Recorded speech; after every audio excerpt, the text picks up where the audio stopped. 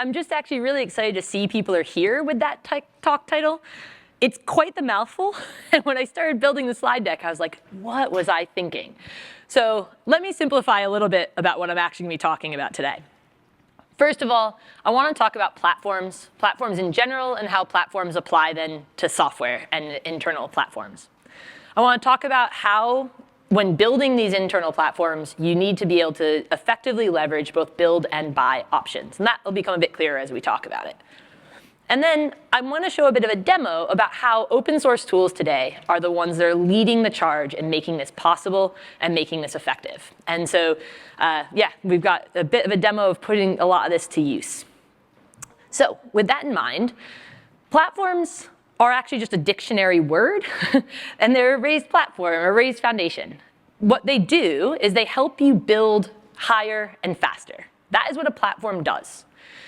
And what's important about a platform, whether it be a train platform or a house platform, is that it needs to be built for purpose and resilience. Because what you're building on top of it needs to be able to continue to work as time goes on, and as you change how you're going to use it slightly with time and with energy. So what does that have to do with internal platforms and internal quote-unquote developer platforms? Well, they provide tools to enable a specific organization to move farther and faster by reducing the overhead costs per user, which is their employees. They are the foundation for an organization to be effective in delivering software, delivering value, and delivering business value. So if a platform has to be made for purpose and for resilience, what makes an internal developer platform something that is built for purpose? First of all, it needs to be able to help people do their jobs.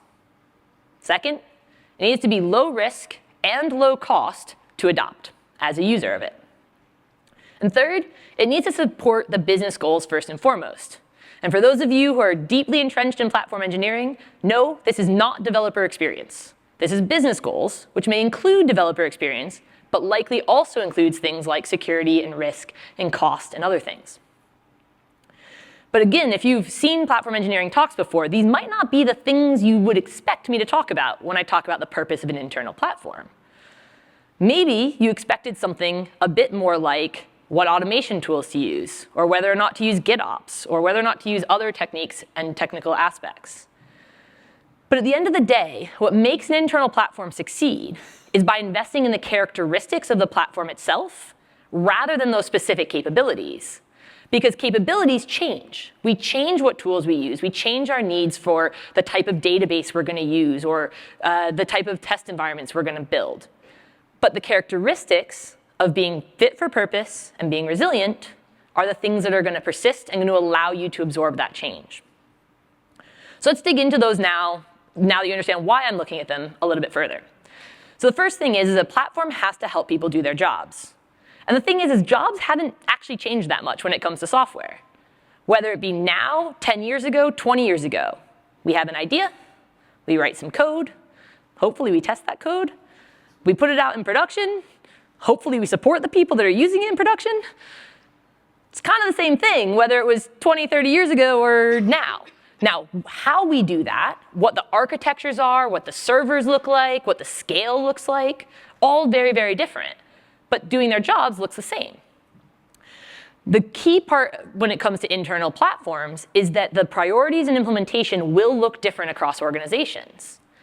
An organization that's doing life-saving software versus one that's making a game is going to look very different when it comes to security requirements. Something that is really small and only for a niche set of users versus something like Google Mail or something that's used by millions and millions, it's going to look really different. The priorities are going to be different. But your platform needs to absorb that and manage that. Second, it needs to be low risk and low cost to adopt. Remember, these jobs are really permanent. We've been doing them for years, for decades. They're already being done. Today, people are shipping software at your organization. If you want them to change, if you want them to use your platform, you have to give them a 10x improvement, both in perception and in reality, or else there's no incentive. If you're going to get a little bump in improvement, why would I spend all that time migrating to your thing that could be buggy and could actually be worse for me? I don't really know yet. right? So you need to make sure that it's something that people both want and need to switch to because they see an obvious value there. Finally, it has to support the business goals. At the end of the day, businesses aim to enhance profit and minimize cost and risk. Profit might look different at different organizations. Not-for-profit organizations have different incentives around profit than for-profit organizations. But at the end of the day, they're trying to achieve their business goals with as low cost and risk as possible.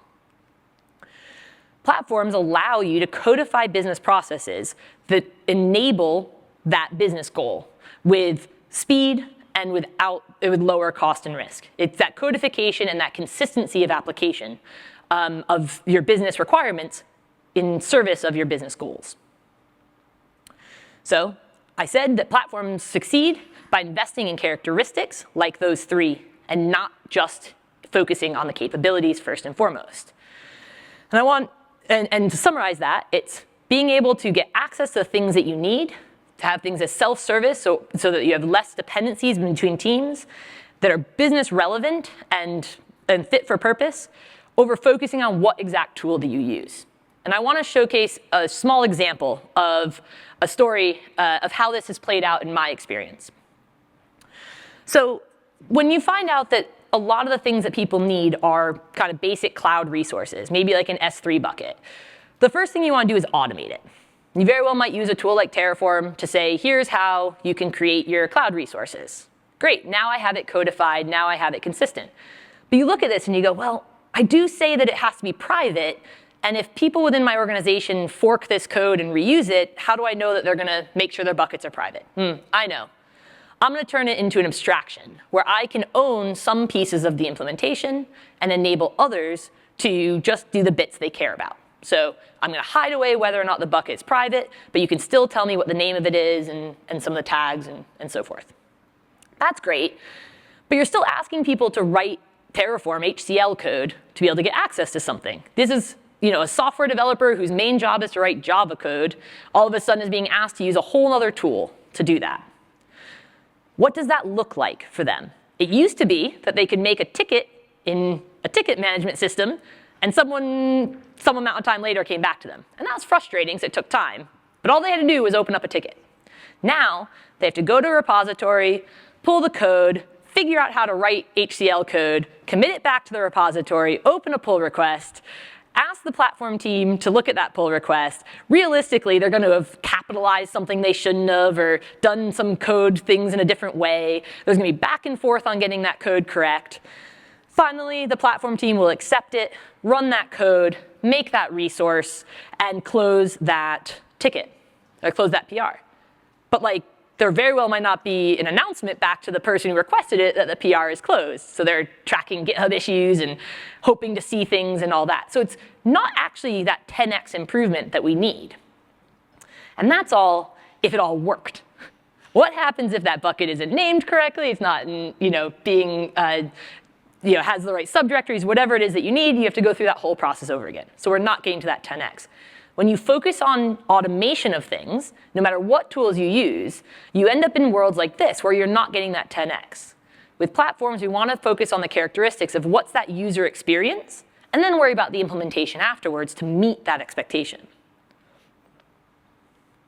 So if we have a platform that's fit for purpose, how do we make sure it stays fit for purpose over time? How does it be built for resilience of change? Well, 3 more things. It needs to allow extension, it needs to enable composition, and it needs to be durable across tech trends. So, digging into those a little bit deeper. Extension is necessary because change is inevitable. New tools will come out, new technologies, new expectations, new regulations. Needing to build a regulation into your platform because it has changed is important.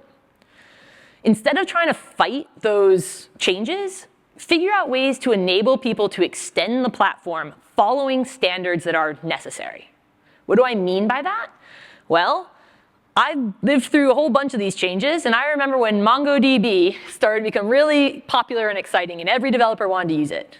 For those that maybe are a little bit younger than me, it's today where we move from containers to serverless, or from serverless to WASM, or whatever, right? Always there's something new to try from a technology point of view. What do we do as a platform? Do we enable it? Do we provide it? Well, What we actually want to do, that's the other one, example. What we actually want to do is we want to enable the ability to provide the new technology on the platform adhering to the security requirements and cost requirements and other things that are required from your platform. Rather than trying to tell people, no, it's on my backlog, we'll get to it later.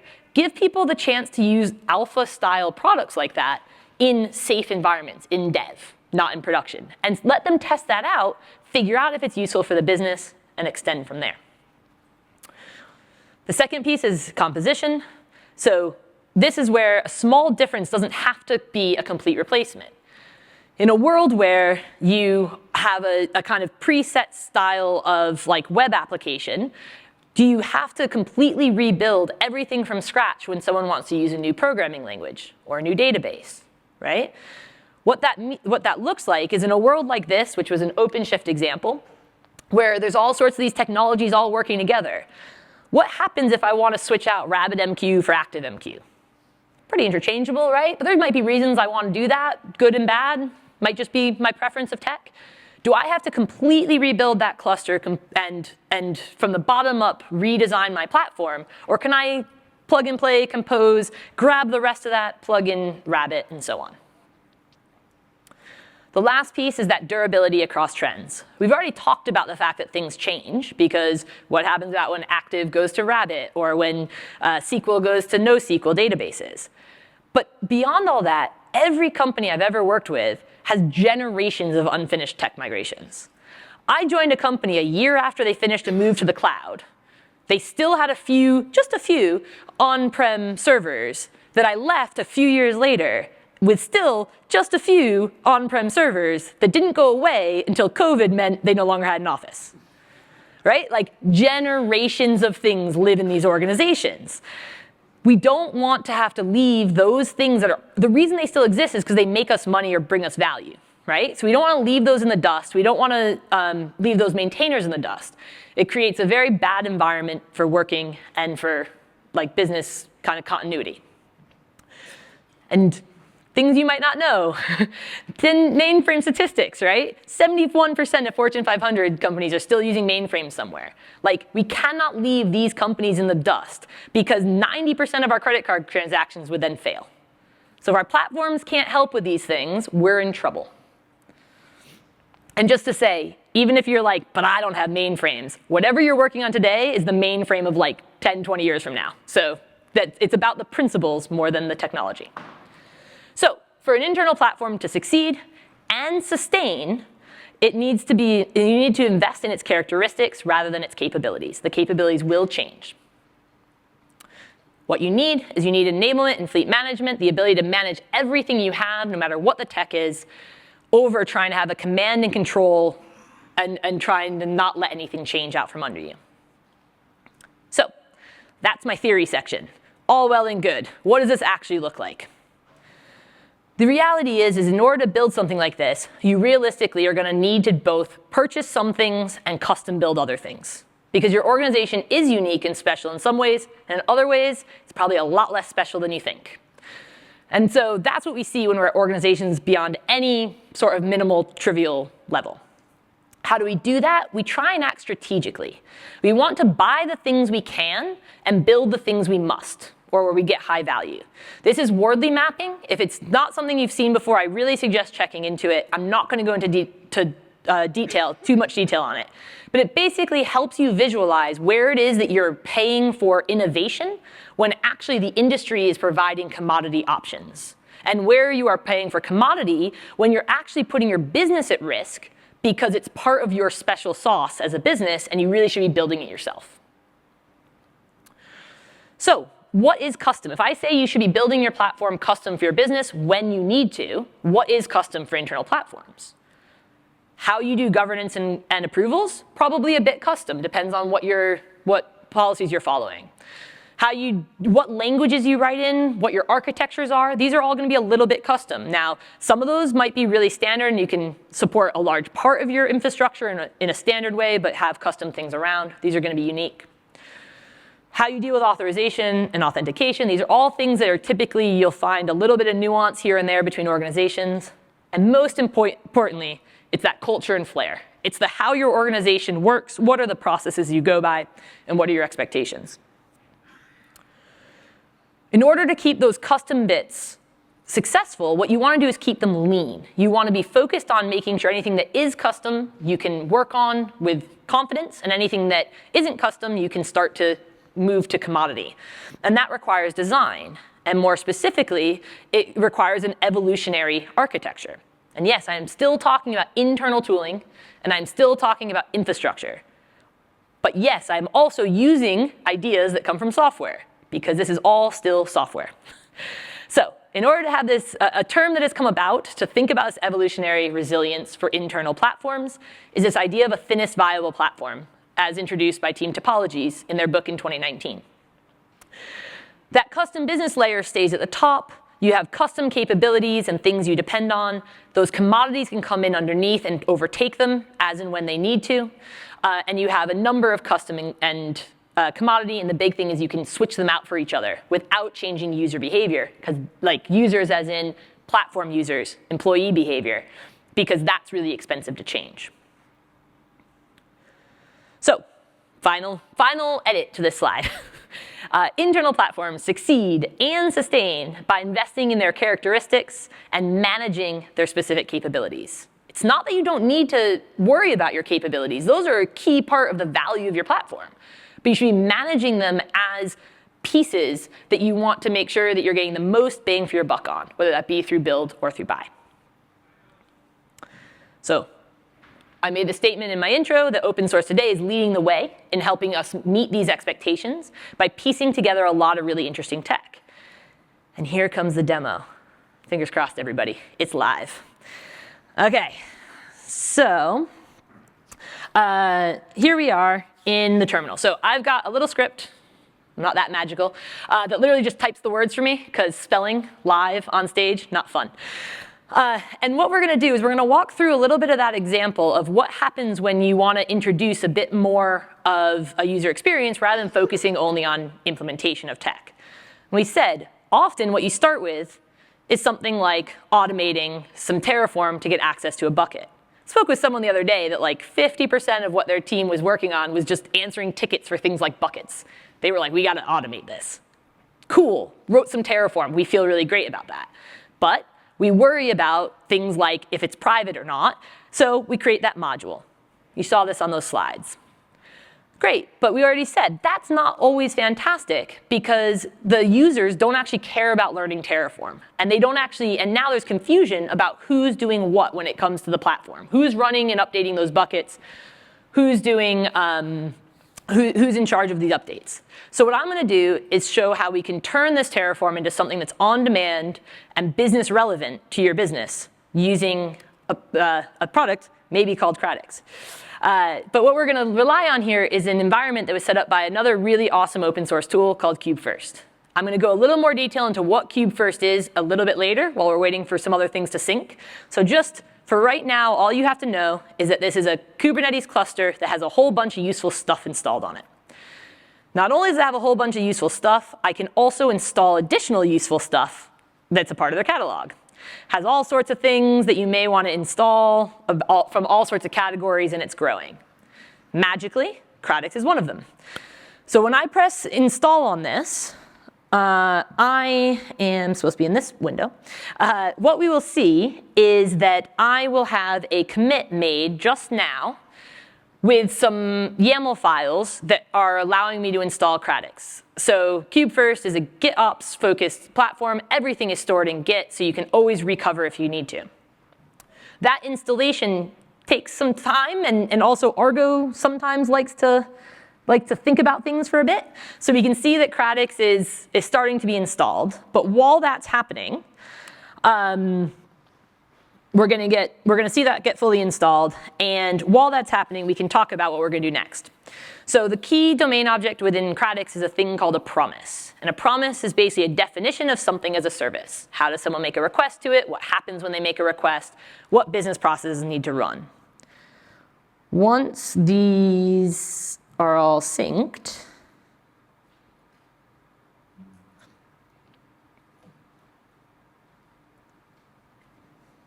oh, got one of them going. we will be able to make that request. So we should be able to make that request now, actually. So we can make that request, and that creates an installation of something into the cluster that defines what buckets as a service looks like. And I can go figure out what I have on offer by saying, go get me all the promises I have right now. And you can see the status is unavailable. Why does it say unavailable? Because this is the real world, and things aren't immediately available. You often have to do setup. If you want to provide buckets, you need account setup, you need access to billing for those accounts, you need all sorts of things inside your business. So what happens when you install a promise is it does all that setup for you. It's a pod, it runs a bunch of containers, you can code those in any language you want, and it runs through. Once those have been run through, I can get promises again, and I can see it's now available, because all the setup is confirmed, and I know that that is actually something I can provide to users, is buckets. I'm prepped and ready. So let's see. Let's see if I need to kick Argo again. I don't. Argo is happy and healthy, I think, now. Oh, no, I do need to kick it. These two need to be gone. So this is all with GitOps. If you're not familiar, it eventually gets consistent, but you can sometimes just kind of poke it and say, can you please be consistent now? And that's what we're doing for the demo. So we have kicked Argo, and we have everything in our system is now healthy. And so now we want to talk about what happens when we want to move from something where users, application developers, need to know how to write infrastructure code to a world where they have a bit of a better user experience. Oh no, this is, scratch that. First, you have to have the bad experience. You got to know what's bad before you can know what's good. So the bad experience is that you have to be able to submit a resource request to this Kubernetes cluster.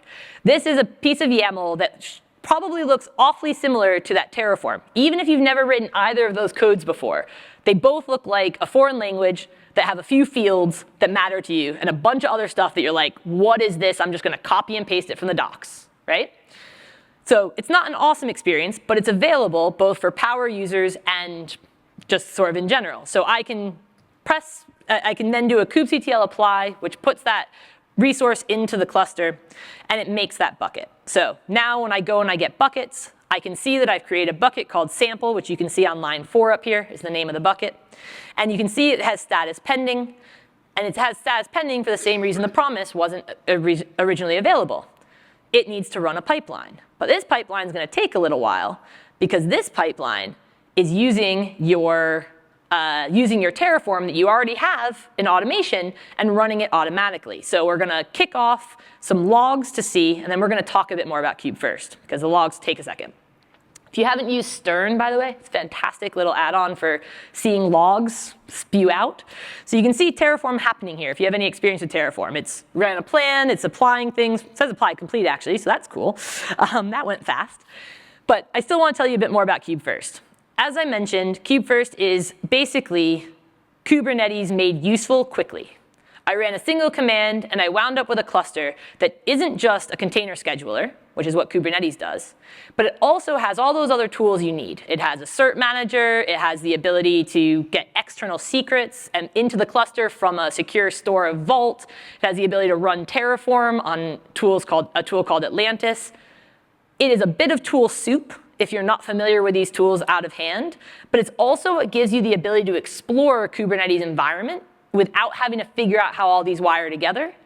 And beyond that, it gives you the chance to be able to be up and valuable in your organization very quickly, because these are the types of things you need to be production ready with a Kubernetes cluster. So that's what Kube first does. So with that in mind, we've seen that we were able to make that request and see that bucket get created. I think I've got my S3 up in, let's see, refresh. So I've now got my example org Syntasso bucket that's just been created. It was created just now at 2:24. And the next thing is I want to make this user-friendly. I want to say, just because YAML's the new hot thing in comparison to Terraform doesn't make it any better for user experience. I want to get away from implementations of infrastructure as code for my users. So I'm going to go into this GitOps repository, which is what backs Kube first. And I'm going to see that I have a commit locally. What that commit does installs a tool called Backstage. Backstage is a open source front end for a developer portal. It's originally came out of Spotify, and it's gaining a lot of popularity. So with that code, I can commit that up to that repository, and the magic of GitOps means that I can go and kick Argo again, and I will have a Backstage. So Backstage will be under the registry. If I refresh this, in between Atlantis and Cert Manager, we see Backstage pop up. That's going to take a second to install, just like Cradix did. And so in the meantime, I'm going to have a look at those buckets that I created. So I can see that sample bucket was created. Oh, I shouldn't have hit that yet. So Backstage is nearly up and running. Pod is getting created. And when that's created, what's going to be exciting is that I don't actually have to do anything else for my Cradix interface at Promise to show up in Backstage. And I want to show you, if I'm correct. Yes, I'm going to show you why that's possible. So this very, very long, annoying line is going to show a file, show that Promise file that I applied to the cluster before. Has a whole bunch of information in it. You can see the term dependencies there on line 8. That's how we make sure that things are installed before you offer things on demand. You can see the word API there on line 35. Right here, that's where we set what is it that users can request and what are the validations of that. These are all things that a platform engineer would be able to define for your organization, or a specialty engineer. When we get to line 74, we start to hit the magic. These workflows are what happens when we run those pods. And as I said, you can do anything that you can run in containers. Well, the two lines here on 84 and 85 and 97 and 98 are just the 2 lines of code that if you add these, you automatically get Backstage populated as a user interface if you configure Backstage to look at it. So what we've got now is Backstage up and running. I can get to backstage.cube first.dev. Give it a second. We're still getting some things healthy here. Let's see. Oh, are you going to be the one that poops out on me? We're doing so well, weren't we?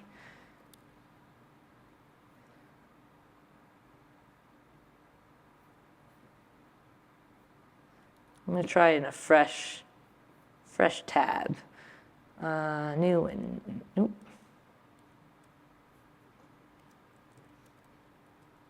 There it goes. Sometimes you just have to refresh. So we refresh Backstage, and here we are that we have a bucket promise, and we have a bucket sample. That's what I'd created before. Now, as a user, I also am provided the ability to use a template. I can choose that template, and I'm going to get to use the exact same fields as before, where I can name it. So this is my Abby template, and I'm going to create that, and I'm going to have a suffix of state of openconf, and I'm going to have a team name of live demo, because yay. And I'm going to press next. I can review it. I can create it. And it makes a request to the cluster. And that is going to result in exactly the same things that we did when we created that using YAML, except now that I'm doing it in a way that the users, as in Java devs and JavaScript devs, are probably a little happier to do. So next up is what is the power that this gives the platform engineers. So your users are happy. They're sitting over there. They're making their web apps. They're using their CLI tools. They're doing whatever interface they want to use because everything's been validated for them. But as a platform engineer, the person who's producing this, you now are untethered. You now have that ability to transfer out your custom stuff for purchase stuff, commodities when you can, because your users no longer touch your infrastructure as code. They no longer care that it's written in Terraform. So when Terraform goes off and changes to a BSL license, switch on over to an open source tool like Crossplane. Crossplane is a tool that implements infrastructure as code on a reconciliation loop, meaning that it stops drift detection and is becoming quite popular as well. Here, the only change I have to make as a platform engineer is a change to the way that the promise runs its containers, what containers it's going to run. That diff is terrible. Sorry. Gonna have to take my word for that. Come find me. I got my laptop. With that, what I'm gonna do is apply that promise change, and you can see that it's a configured apply. What that means is that it's not a brand new promise. I'm changing the promise I'm doing. And then when I go and I run the logs, I can see that what I'm doing is cross-plane compositions, not Terraform. And by changing that promise, I also kick off all of the things that were built with that promise. So they also update with those changes. All of a sudden, my output from the resource is no longer Terraform. It's now cross-plane. Now, that shows I'm able to change versions of things, tools behind the scenes, whatever it is, and it just rolls out. So today, what we did was have a look at a whole bunch of tools. Here's, I think, the key open source ones that I mentioned that you may be interested in. I have a VM that you can try this out on without even having to install stuff locally. If you're interested, just contact me and check them out. And the big thing is just try things. Because again, the only constant is change. These are some of the new things in the market. You may find interest in them. Sorry, I'm out of time, so I'm just going to go to the thank you slide. Sorry, bye.